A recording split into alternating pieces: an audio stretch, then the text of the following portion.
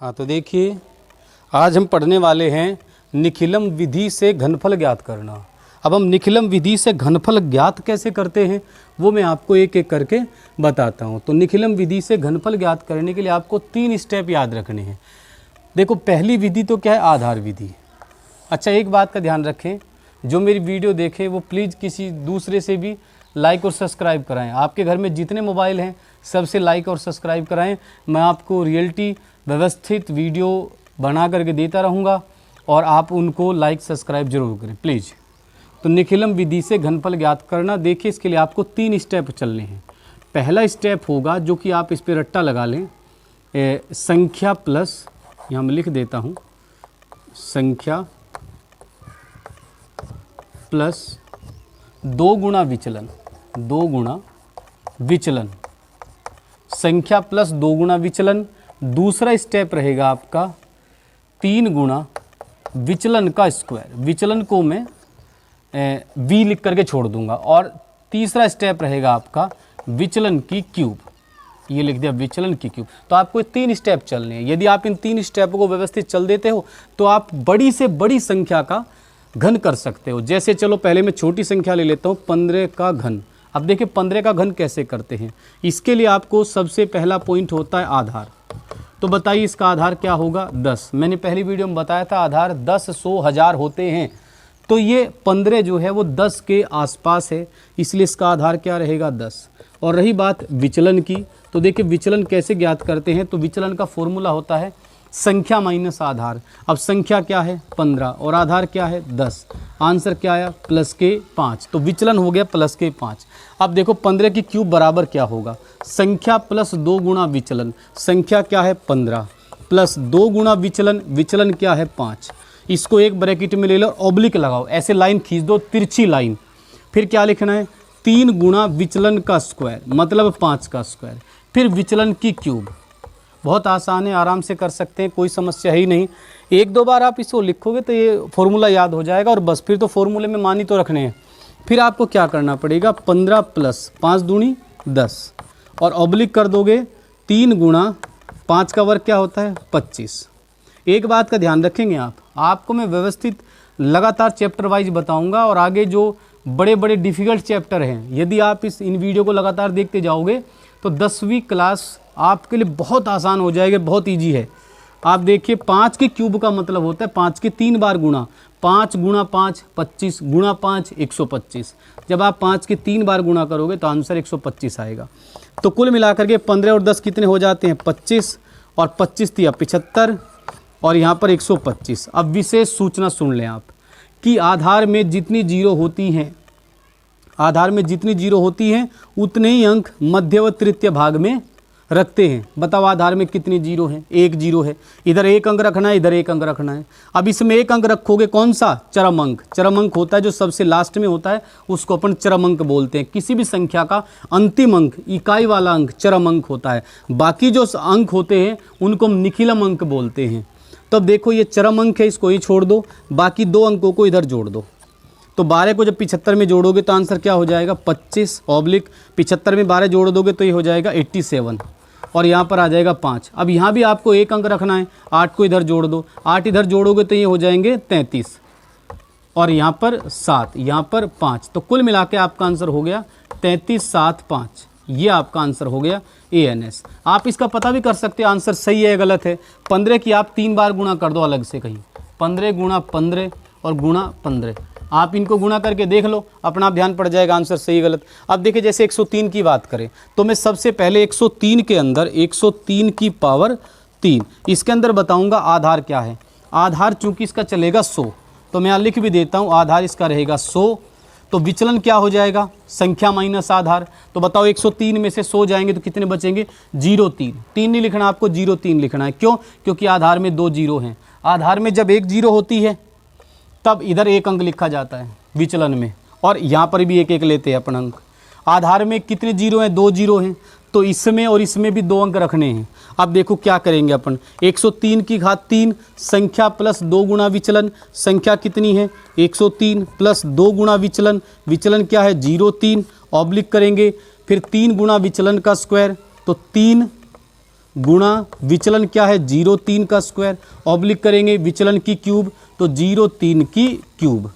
अब एक बात बताओ, 3 दूनी 6, 103 में 6 जोड़ोगे तो कितना हो जाएगा 109, 3 तिया 9 तिया 27, और 3 की पावर 3 क्या होता है 27।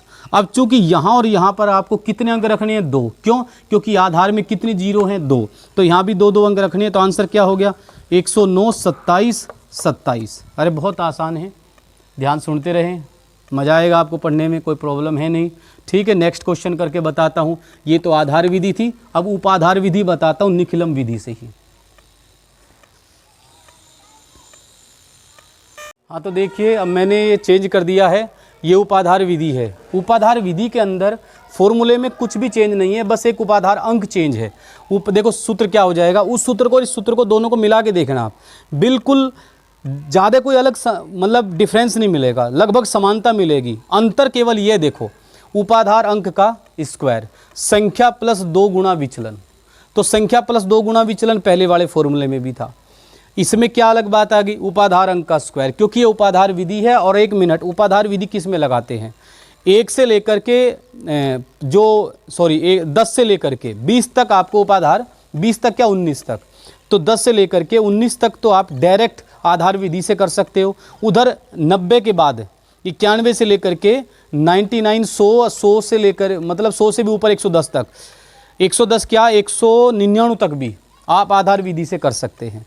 और जैसे ही इसमें जो यूँ चलता है 22, 32, 35, 45, 65, 61, 62, 67, तो इस टाइप के क्वेश्चन जो आते हैं उनके अंदर हम क्या है उपाधार विधि लागू करते हैं। अब मैं इस क्वेश्चन करूँगा ना तो आपको खुद ही समझ में आ जाएगा कि किन को हम उपाधार विधि से करेंगे और किसको हम आधार विधि से करेंगे। देखो फॉर्मूला देखो, उपाधार अंक का स्क्वायर, संख्या प्लस 2 गुणा विचलन, ऑब्लिक उपाधार अंक, यहाँ पर क्या लिखा हुआ है उपाधार अंक इंटू 3 इंटू विचलन का स्क्वायर और विचलन की क्यूब। फॉर्मूला वही है, बस उपाधार अंक का स्क्वायर, उपाधार अंक की 2 चीज़ें एक्स्ट्रा लिखी हुई हैं।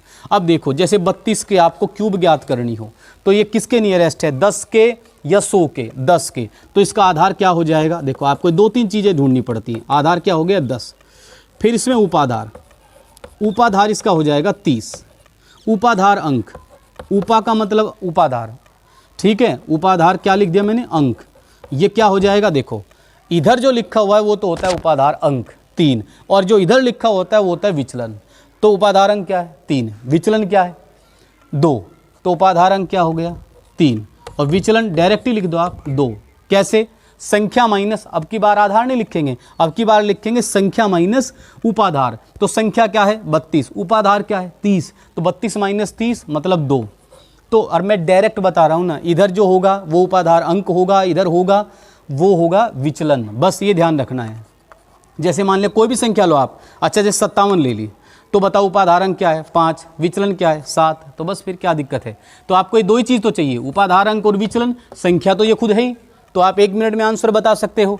तो बताओ उपाधार अंक क्या है, सीधा हिसाब है भाई 2, 3, तो 3 का वर्ग यहाँ पर लिख देंगे हम, 3 का वर्ग क्या होता है 9, संख्या प्लस 2 गुणा विचलन, संख्या क्या है बताओ 32, प्लस 2 गुणा विचलन, विचलन कितना है वो भी खुद 2 ही है, ठीक है, ऑब्लिक उपाधार अंक कितना है 3, ये रहा उपाधार अंक, फिर क्या लिखा है 3 गुणा विचलन का स्क्वायर, ये रहा 3 गुणा विचलन, 2 का वर्ग क्या होता है 4, फिर क्या है विचलन की क्यूब, 2 की क्यूब क्या होती है 8, भाई 2 की 3 बार गुणा करना, सरल करें, देखो आप 9 की जगह 9, 2 दूनी 4, 4 और 32 कितने होते हैं 36, तो यहाँ आ जाएगा 36, ऑब्लिक 4 तिया 12, 12 तिया 36, यहाँ भी 36 हो जाएगा और यहाँ पर 8 हो जाएगा। अब 9 छिक 54, 54 का 4 का हासिल के 5, और 9 तिया 27 और 5 कितने हो जाएंगे 32, 9 छिक 54 5 और 9 तिया 27 और 5 32, ऑब्लिक 36 ऑब्लिक 8, यहाँ पर 1 अंक रखना है, यहाँ पर 1 अंक रखना है, क्यों, क्योंकि आधार में 1 0 है, इसलिए 3 इधर जोड़ दो, तो ये क्या हो जाएगा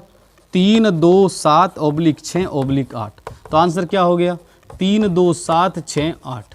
बहुत आसान है, किसी का भी कर लो, 57 का कर लो भले ही, क्या लिखोगे, क्या उपाधार अंक का स्क्वायर 5 का स्क्वायर 25, संख्या 57 प्लस संख्या 2 गुणा विचलन, विचलन क्या है 7, 7 की गुणा 2 में करोगे कितना हो जाएगा 14, ऑब्लिक फिर क्या, अब आप कहोगे इसमें आधार क्या मान के चलोगे 10 ले लो भले 100 ले लो, 100 लोगे तो देखो इसमें यदि आप आधार 100 लेते हो तो विचलन माइनस का आएगा, फिर सिस्टम बदल जाएगा। आप इसमें आधार क्या रखें, चूँकि 2 अंक हैं तो आप इसमें भले ही आधार 10 रखें, तब ये सिस्टम लागू हो जाएगा।